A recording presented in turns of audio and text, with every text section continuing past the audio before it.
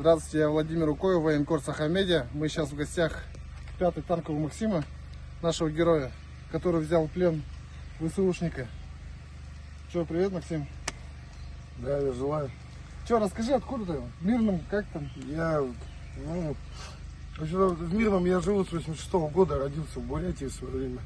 С родителями уехали туда. В 2006 году родители уехали в Бурятию обратно, я уже остался там. Работаю на руднике интернациональной, работал до мобилизации. 20 лет я отработал в подземке. 10 лет из них вот взрывником отработал. И когда уже по мобилизации призвали, мне военно-учетная специальность механик-водитель, танк Т-80. Ну и, собственно, механик. Уже готов был, да? Да. Готовый танкист. А вот эти истории немного расскажи. Бой маленький свой. Бой. В общем, мы когда разгуслились, когда на минах подорвались, уже невозможно было ехать дальше. Но командир дал команду эвакуироваться, спешиться с танка. Ну и мы в соседнюю лесополку заскочили, там уже нас птички гоняли. Не знаю, даже сколько это по времени было, ну так или иначе. А у нас изначально еще, когда год назад, 1,5 года назад вставал вопрос, вот мы экипажем, допустим, ситуация, мы эвакуируемся, и, ну не знаю, и командир танка на этом настаивал, в общем-то, как бы приняли уже, да, что если мы спешимся эвакуироваться, вот, ну как-то по отдельности, там, вдвоем, может быть, там, ну чтобы групповую цель не создавать, допустим, одной фидевишки бы нам хватило на двоих, да. Ну и так и получилось, что парни-то они вдвоем с лесополки, когда выскочили, ушли в населенник, там метров 150, наверное, населенник был разбит, ну, уже разгромлен, одни руины. И они в населенник ушли, а я следом за ними, когда вышел из лесополки, прикинул, что там в населеннике искать будут в первую очередь. Ну и как бы, чтобы, ну не знаю, в общем, я увидел справа, где там одиноко стоящее здание, даже не здание, а уже руины. Ну и решил, думаю, укрыться там пока, и сидеться, отдышаться, там, маршрут себе составить, ну, выходить оттуда. Набраться сил, да? Ну и, собственно, я вот по дороге до этого здания, там меня сброс скинула на птичка кассетку. Ну, слава богу, не зацепила, ничего. А вот уже когда я в здание в это зашел, я шел, матерился в голос, потому что, ну, не набегался, не затерпелся жути. И потом этот наблюдатель, он в общем, подумал, что я не один. Поэтому, может быть, и сразу там не стрельнул. Нет. Ну и вышел, и такую нишу неплохую нашел, что можно спрятаться, там, укрыться. И он как раз в этой нише и сидел, листами шифера закрылся. И я вышел, и как раз вот вышел-то, и вот прям на него. На ВСУшника, да? Да.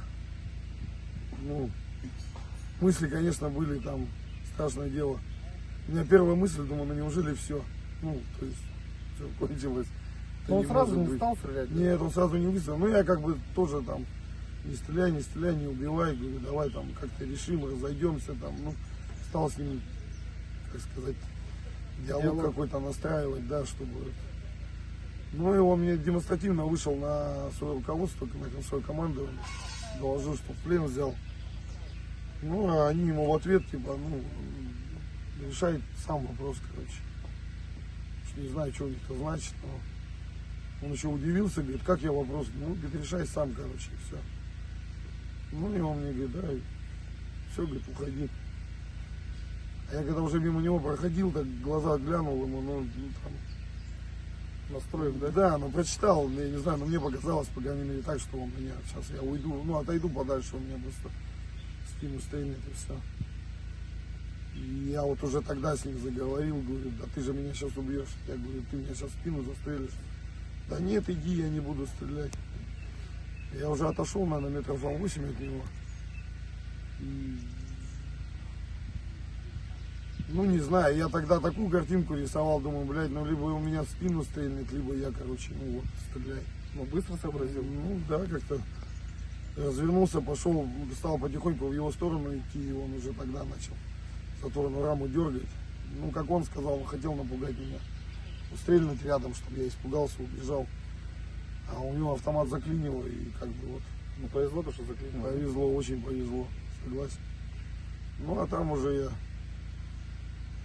так или иначе, вот, говорю, когда запрыгивал на эту площадку, схватил кусок бетона, в него кинул, пока он уворачивался, я вот сблизился, потому что у меня была еще мысль, думаю, вот он раз дернул, 2, 3, 4, я думал, он сейчас увидит, что я к нему подхожу, ну, по крайней мере, я бы так сделал, я бы просто перехватил автомат за ствол и как дубинкой уже стал отбиваться, ну, вот этого боялся, поэтому кинул ему, чтобы пока он там уворачивается, как раз время было приблизиться. Ну, Быстрее настигал, получается. он, скорее всего, просто не ожидал. А бой как получается? Прямо на него сразу запрыгнул или как?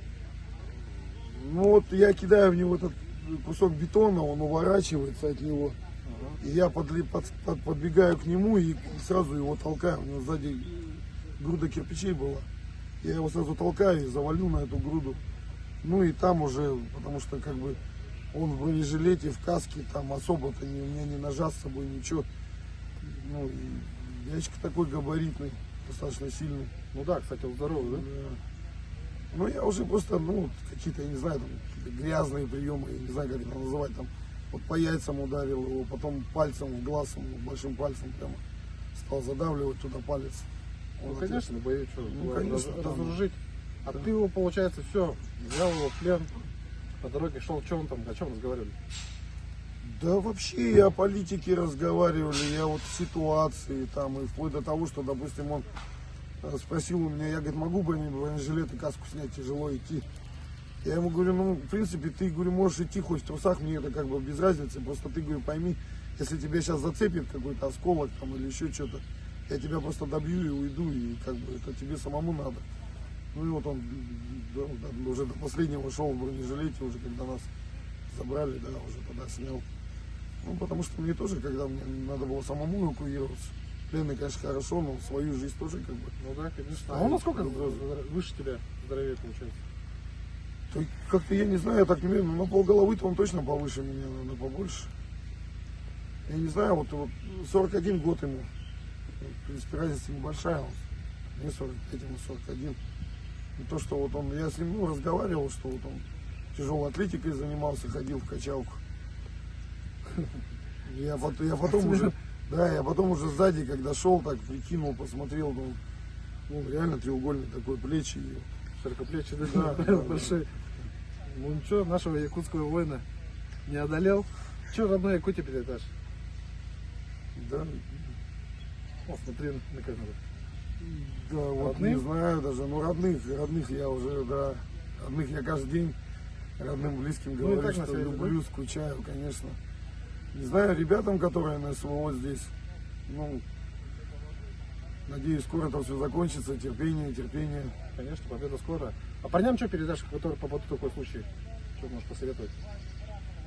Ну, не знаю, главное руки не опускать. Потому что дело в том, что когда вот эта вся ситуация произошла, я вот уже потом сколько анализировал, думал, ну, как такового страха не было. Было сожаление, что вот именно вот так все получается, и что вот, возможно, я вот сейчас кончусь, и как бы, и, по большому счету, и пользы и особой не принес. Ну и главное не опускать руки, потому что когда он уже, ну я понял, что меня убивать не собирается, да, ну в данный момент сейчас сразу, у меня сразу начала голова работать, я начал продумывать варианты, думаю, может быть, там кинуться как-то попробовать, или там, может, что-то кинуть в него, отвлечь, там, или убежать, или там напасть. Ну, вот все эти варианты стал продумывать, прикидывать, где, что. Но никак не получалось тоже